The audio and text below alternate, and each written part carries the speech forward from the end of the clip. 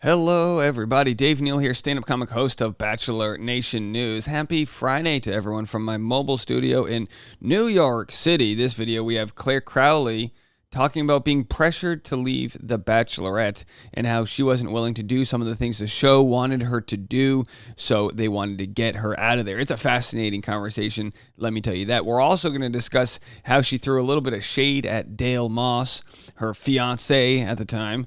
That, of course, is no longer. She's now engaged to a new man who's not on Instagram, like everyone's dream. I just want a guy who's not making money selling vanilla tea, whatever.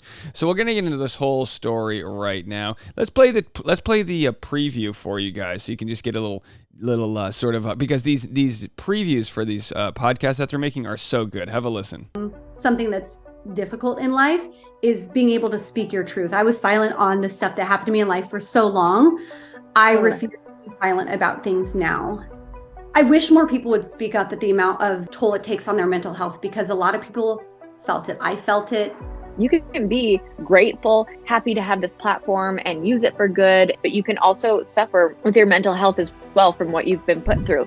Can we talk about this? Production brought it up to you to leave the show. Like, how did that happen? Did you feel pressure to leave? Like, what, are you allowed to tell me that? She is, and she will. Let's get right into it. I just want to shout out everyone that came into my show last night. We had so many people. Annie, shout out to Annie. And we had Tara and her man came to the show, and we had Luis is somewhere in here. So everyone from the Dave Neal's community on the Facebook page, you can see all the different photos of everyone who came out to my stand-up show and then came out afterwards. Thank you guys all so much. It was so kind of everyone to come out and show us some love. We have a couple more shows tonight, Lower East Side and I guess Greenwich Village. I got a couple shows there. All right, let's get right into it. I've got a few clips for you guys. We're going to play, and then we'll share the real interesting tea. I have to say, I think Caitlin Bristow is in the Hall of Fame for Best Bachelor Podcasters. I think she's number one. And I love Dear Shandy. That's also a great podcast, and I love their chemistry. But when it comes to, like, Caitlin being able to really have tough conversations, she's put herself out there. People trust talking to her because they know that she's gone out there and been messy herself and had those types of tough conversations. So we love what we see, and we're going to jump right into it right now. I've got 4 different clips. We're going to talk about Clare's mental health, how Clare's just like shocked that the mental health isn't a bigger topic with regards to the contestants. And sorry about that. I had some technical issues right here. This episode of Grape Therapy. And then we're also going to talk about the explant surgery that Claire had. We've talked a lot about that, and why she actually went on the show. So let's jump right into it. I'm having some issues right here, so just give me a second. This is where you get $400 a night. You barely get any Wi-Fi. Something, to me, traumatic to what I went through. And there's a lot Yes. that I never and still haven't shared with people, because it was a really hard breakup and it was a really hard relationship. And it took a toll times 10 on my mental health, more than I even like to admit, to be honest. Yeah, it was really hard. And pair that with hot off the press of like leaving the show. I think it's hard to talk about because, I mean, that's a whole nother topic, leaving the show and your mental health after leaving the show. But Oh my gosh, yes. Yeah, I just wasn't in the right mental space to make your question the long answer. But so she leaves the show, and not only does she have to deal with the fact that her relationship wasn't exactly peachy, and we know from the subtle information we got from Dale Moss that there was not. I was like, do I want to say coercion? But that's exactly what it was. If you like her, I mean, they were like a week into their relationship. It was one of those things. It was like, could they find a better reason to get her off the show? Just like, I don't know, like, I mean, it was pretty dodgy to say the least that's how she exited the show.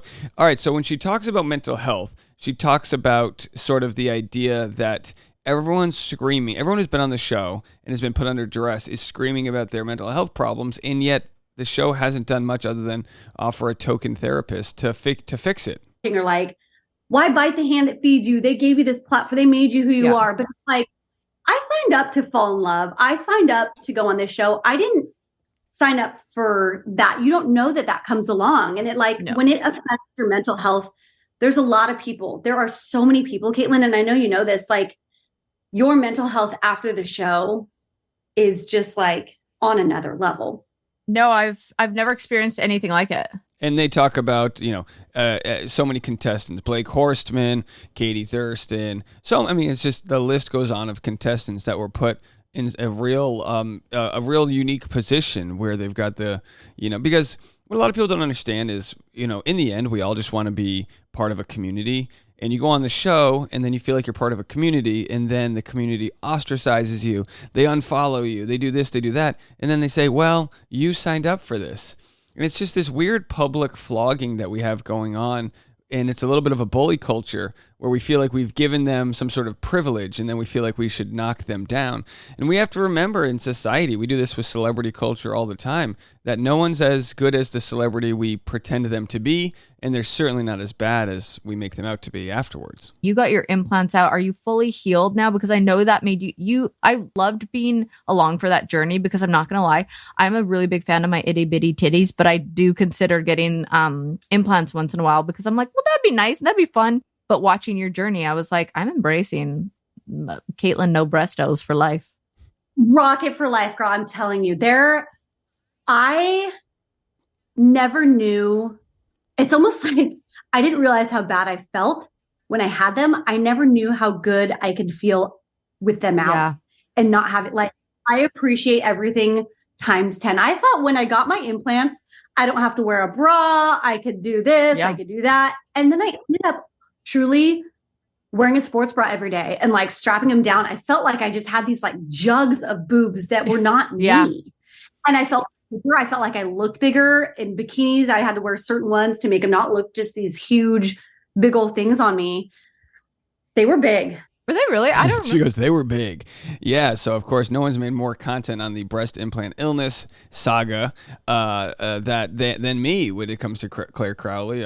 Caitlin Bristow says she's going to stay in the itty bitty titty committee. Her words, not mine. And of course, it's not an aesthetic issue. Some people's bodies reject their breast implants. We've talked extensively with our audience. Some people say, I've had my breast implants for 20 years. I've never felt better. And that's perfectly fine. It's not about like shame or anything. It's just some people get sick from them. And Claire realized that and, cured a lot of her anxiety. All right, so we're going to get into the good part of the conversation now, the part we've kind of all waited for. Listen, it's a fantastic conversation beginning to end, but we just can't share everything for it. So make sure to go check out the Clare Crawley conversation on Off the Vine with Caitlin Bristow.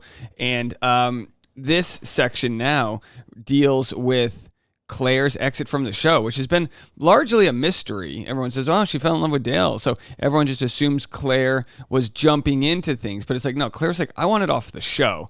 And also, and geez, I can't believe they're letting the contestants talk about the secret sauce here. They used to get sued for stuff like this. Claire discusses Yosef here and how it wasn't her plan whatsoever. She's so funny. She is so funny here. Met your fiance. Would you have gone back to Bachelor in Paradise if they asked? And you answered 100% no. Let's just say there are a few reasons I said yes to leaving the show early when they brought it up to me. And I'm like, can we talk about this? Production brought it up to you to leave the show. Like, how did that happen? Did you feel pressured to leave? Like, what are you allowed to tell me that? Thank you for asking. Nobody's ever asked me that before. Here's the truth. Yes, I wanted to leave. Yeah. Yes, I didn't mind leaving. It wasn't for the sole reason of being happy and in love. And like we had talked about earlier, there was a lot of pressure. Yeah. There was a lot of circumstances. There was a lot of things that happened behind the scenes that I didn't agree with, that didn't work for me. Yeah.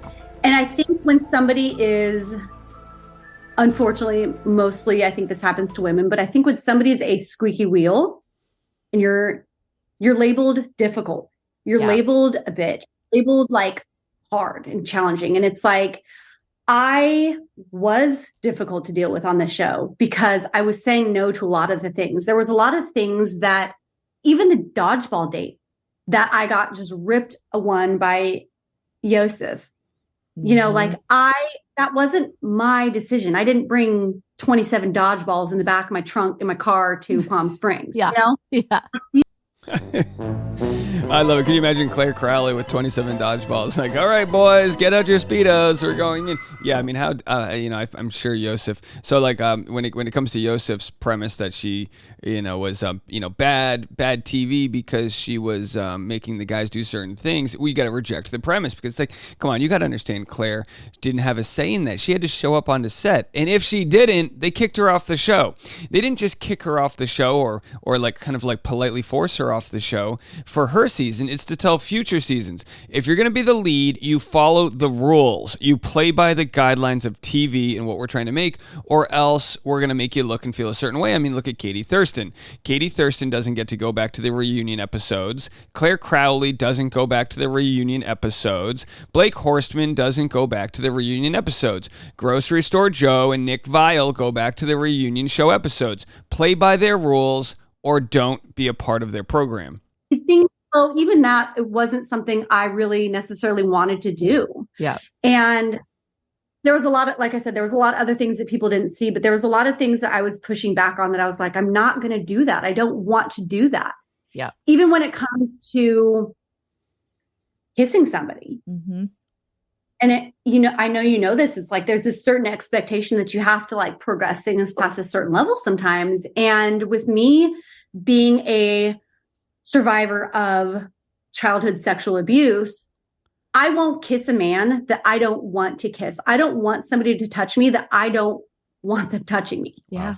And I know this is the premise of the show, but there's also, I'm human. And there's also, you don't have to do this. There was a lot of things. It's kind of like when we talked about Claire and, certain moments where she might have lashed out at the guys or reacted a certain way. It's like, have a little grace, folks. She's got cameras pointed on her. Guys are trying to hit on her. She's trying to find the right guy. I mean, you can't even imagine that type of scenario. And people say, well, why did she want to be on the show? We do all this victim blaming. You go, you don't know until 20 cameras are pointed at you how you may react or feel about a certain thing. She was put in an untenable situation. When we look back on it, we need to have more grace for Claire and for other people in these situations. Claire got a raw deal. I heard Claire saw one of our videos because her sister sent it to her. Because we just gave it a shot. We were giving it a fair shake, treating Claire like she was one of our sisters or family members. And the public just sees her as a pretty lady who might have it all as the lead of the show, but she's a frightened child like the rest of us. I would push back on. There was a lot of things that I was considered difficult about. So yeah, Chris Harrison came into me and talked to me one day and he said, you can't go on like this. And I said, I want to go on to the end. I want to see this through. Right. And I believe I said that I believe they aired that I was like, I don't know if they did or not, to be honest, but I remember saying, I like Dale, but I want to go through the end. There's been plenty of Bachelor. And I think, especially being a woman who knows what she wants and what she likes. Yep. I knew what I wanted. Yeah. And at the same token, I was told, these guys are going to be so upset. They're going to be hurt at you that you drag them through this all. And it's like, God, I don't want to do that to them. I don't want them to hate me. I don't want to drag any guys unnecessarily through this all.